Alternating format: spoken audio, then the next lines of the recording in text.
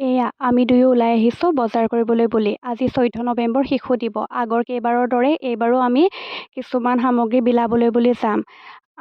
যিহেতু এইবাৰ মই শাৰীৰিকভাৱে প্ৰায় অসুস্থ, সেয়ে বিশেষ যোগাৰ কৰিব পৰা নাই। তথাপিতো সাধ্য অনুসৰি চেষ্টা কৰিছোঁ। এতিয়া আমি বজাৰ কৰি ঘৰেই পালোহি। আমাৰ দুয়োৰে একক প্ৰচেষ্টাত আমি এটা সপোন দেখিছিলোঁ। সপোনটো আছিল এটা সংস্থাটোৰ নাম আছিল দ্য চিয়'ৰ ৱেলফেয়াৰ ফাউণ্ডেশ্যন। আমাৰ এই সংস্থাটোৱে এতিয়া পলিৰ পৰা পোষা হৈছে।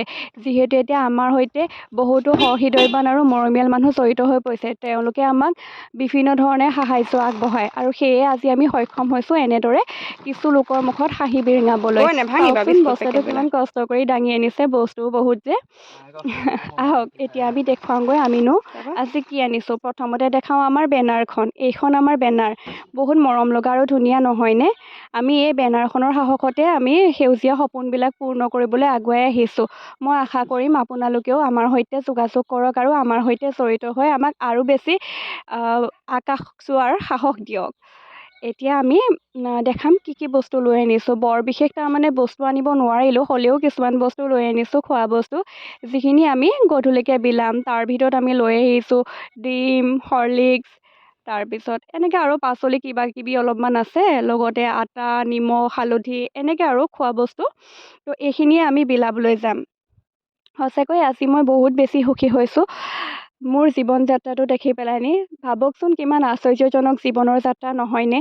আগতে ক'ত নেকি মই এসাঁজ ভাতৰ কাৰণে বা এটা ৰুটিৰ কাৰণে হাহাকাৰ কৰিছিলোঁ, কলেজ যাবলৈ টকা এটাৰ কাৰণে হাহাকাৰ কৰিছিলোঁ।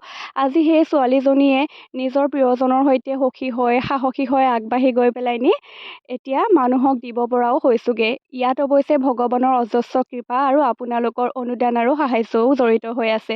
মই সদায় আপোনালোকৰ সৈতে কৃতজ্ঞ হৈ ৰ'ম, যিহেতু আপোনালোকে মোক বহুত বেছি মৰম দিছে আৰু এই মৰমখিনি লৈ পেলাই নিয়ে মই আগুৱাবলৈ চেষ্টা কৰিছোঁ। এইটো নাভাবিব যে এইকেইটা বস্তু কিনিনো ভিডিঅ' কৰেনে, সেইটো বুলি নহয়। আচলতে এইখিনি স্মৃতিৰ কাৰণেহে ৰাখি থৈছোঁ।